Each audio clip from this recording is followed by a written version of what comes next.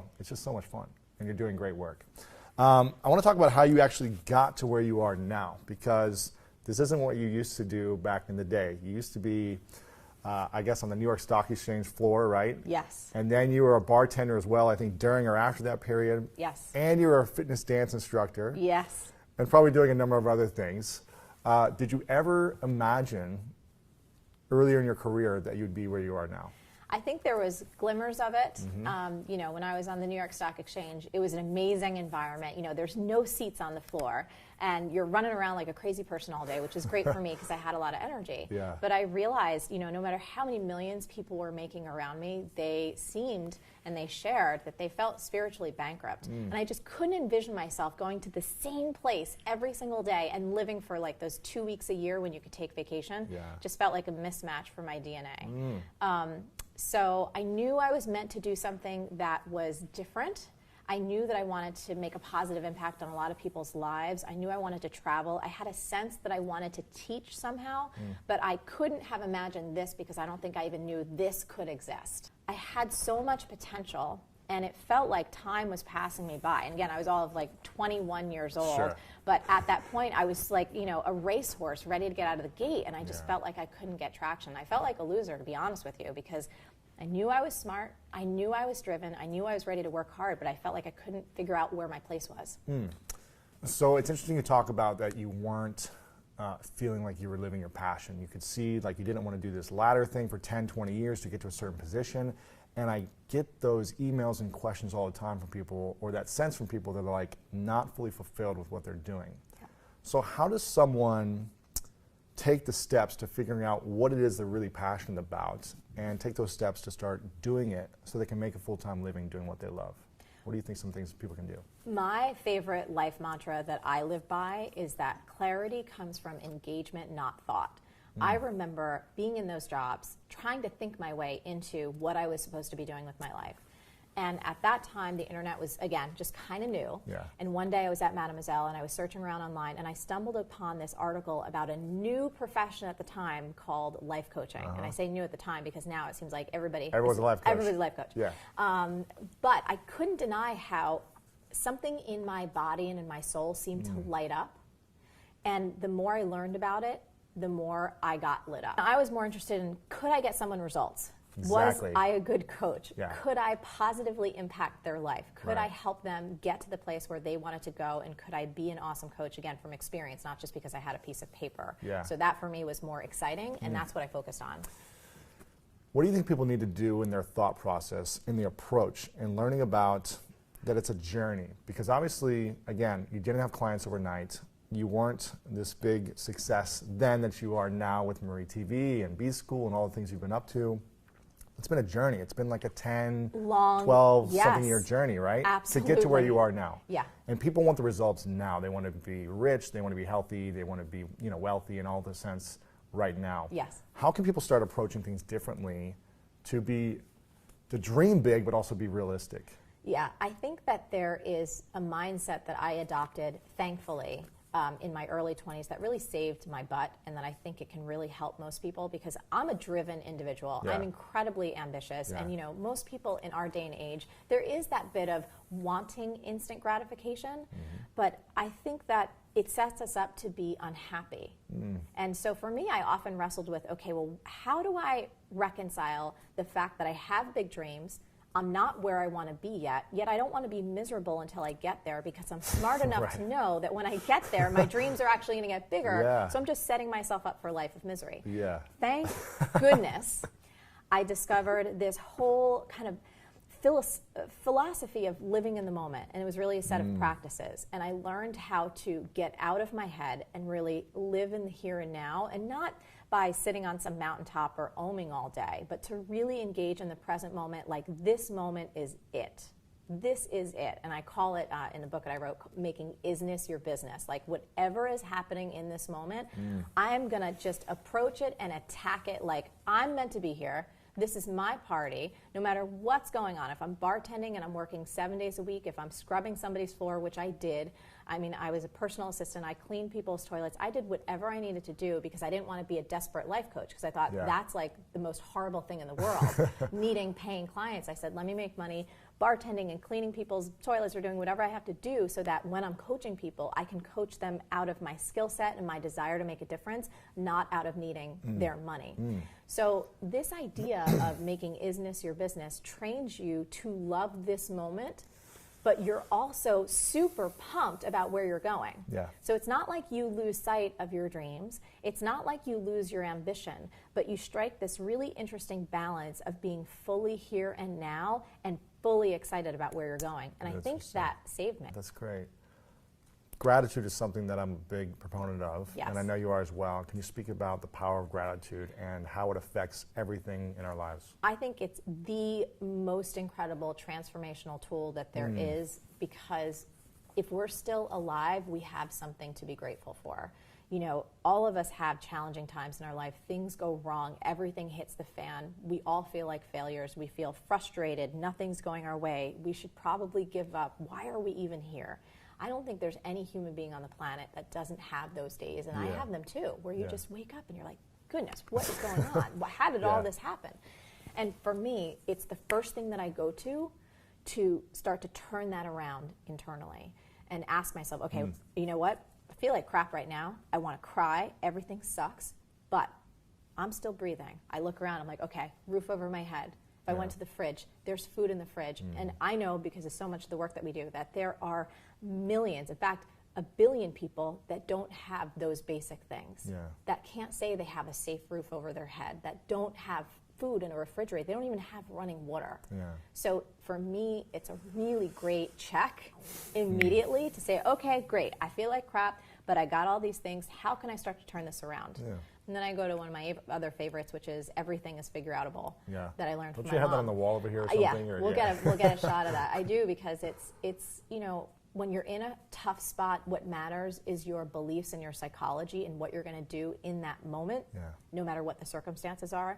And for me, that gratitude piece is first, because it starts to shift everything. And then going to everything is figure-outable, which is my belief, helps me get into problem-solving mode. All of my tasks, like the important things that need to get done, those are listed first, and then the time is blocked out, and then the rest of the day can be awesome. So would you say setting an intention the night before is really powerful, and setting yourself up to win that day? Yeah, and for me, it's not so much of an intention, because I think my DNA is such that I want to just murder it. Like, you know what I mean? Like, I'm going to just crush this. It's going to happen, and I'm going to have a good time. But for me, it's actual clarity of, like, what are the most important things that need to get done, and what are the things that would be great, but if for whatever reason life shows up or things have to get moved around, they can move on. Yeah, I think I saw a video of you talking about important and urgent, and to actually focus on doing the important things first. Always first, and then get to the urgent things later, because the urgent things will always... They'll always get done. Right. Because if they're really that urgent, you will take care of them. You will. But, you know, in our digital age of so much information coming at us constantly, and the way that most of us have habituated ourselves to have our phones ding, to have little alerts come up, to have everything come in, that we trained ourselves to, like, you know, hit the refresh button on our email like a little crack addict. Instagram. And oh my, it's like, it's insane. But we've done this to ourselves, and we have to systematically undo it if we want to actually move the ball ahead on major projects. So what's your vision right now, and what's the end game for you? So in terms of the vision right now, it's really about continuing to grow the company. And for us, it's about impact. How can we change more lives? I think one of my gifts in this world is communication, and taking sometimes complex ideas and breaking them down into simple, fun communication nuggets and different ways of teaching people things that don't feel overwhelming. And I want to use that gift as much as possible. So creating more products and learning programs that can really help people move the needle ahead in their own life. But more important for me, we really get on fire about our philanthropy component. I know you and I are both really passionate about Pencils of Promise. We've got 5 schools with them right now. Amazing. We have a huge, thank you. Amazing. We want to do more. we just have this big partnership with an organization called Source, and it helps lift women out of poverty by teaching them the skills that they need and professional skills to go get dignified work. We're doing a partnership with Save the Children USA because there's all this research that says if you want to take care of poverty, one of the most research-backed effective ways to do that is through early childhood education. And if you can get the moms and get the kids right from birth up until 5, the results are dramatic in terms of the fact that they'll stay in school, and just the trickle up effects of how positive that can be. So we're looking at all of the different ways that we can use not only our financial resources but our community resources to drive awareness and action to making the world a better place. What would you say are the top 2 or 3 things that are necessary to have a successful business online or even offline? Again, you said you take the time to do things to make it really well. One of the things that I talk about in regards to what you do really well with other people, I always refer you, is that you're so consistent. And for the last 4 years since I've known you, it's like you've done the same thing every week for the last 4 years. Marie TV, you know it's coming out every week. You've got one product launch that comes out every year at the same time. Yep. Consistency is what I would say is one thing that you do really well. But what are maybe 2 or 3 things that are the key to running a very successful business? Great question. And I will back this up with one thing that sometimes people don't realize about me because they've sort of gotten to know me over these past 4 years is that previous to, B-School every year and previous to Marie TV, I had like a whole library of information products and some of them were physical. And I did a live event and a mentorship program. Dating book. And, all this other stuff. And we really went through the simplification process, which helped a lot with consistency. But in terms of other things, I think really finding the right people around you. So important. Even if it's one person, one assistant or one team player that gets the culture of your company, that is on board with your vision, what you stand for, that is excited to help you bring it to life. I think, none of us can do anything that we do on our own, and we really need to find strong team players. And it takes a while. This isn't easy. I wish there was like 2 simple tips. Everyone would do them. But finding the right people on your team, I think that's really, really huge. In terms of other things, and that's something you can kind of control and not control to a certain degree. You can control it in the sense of you can take actions and keep searching for that person, but you can't make them show up any faster than they show up. It took me about 4 years to really find the team that I feel like, okay, now we're grooving. Of hiring, firing, testing, trying people out. It takes 3 to 6 months. I'm like, oh, it's not working. And it's a challenge sometimes. But I think that's one of the key things for sure is having the team. So thanks for sharing that. Having the team.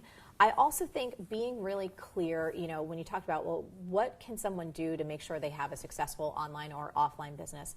As much as you can clarify your vision of what success looks like to you. So don't worry about what success looks like for Lewis Howes or Marie Forleo or anyone else that you might admire. I think it's really about how do you define success? One of my first benchmarks was, oh my goodness, I just want to have a $100,000 business. That was more money than I could ever imagine making, and it felt so far away. How was I going to do that? But I knew that was one of the criteria. And I also knew that I wanted my products to feel a certain way with my customers. I wanted them to be so delighted and surprised and just feel like they got 10 times whatever value they invested. So the second thing would be knowing your vision of success, even if it's just 12 months out. Even if it's 18 months out, can you define what that looks like for you so that you can get some team player on board who wants to go in the same direction that you want to go? In terms of your customer experience, how do you want your customers to experience your product or your brand? And really defining that. What are the words that describe the feelings that they're going to feel when they experience what you do? How do you want them to talk about you in the world? How, all of these things to kind of really start defining that experience. I think a lot of us can get so wrapped up in what we think our product should be or what we want to create without thinking of what's the impact we want to have on that other person we're here to serve. Final question. Yes. It's, what is your definition of greatness? My definition of greatness is showing up in every single moment like you're meant to be there, and also that you're willing to listen to the call of your soul and speak from that place in every moment, that you don't back down, that you use your voice, that you stand up for what you believe in, and that you live to the fullest of your potential as best as you possibly can every single day.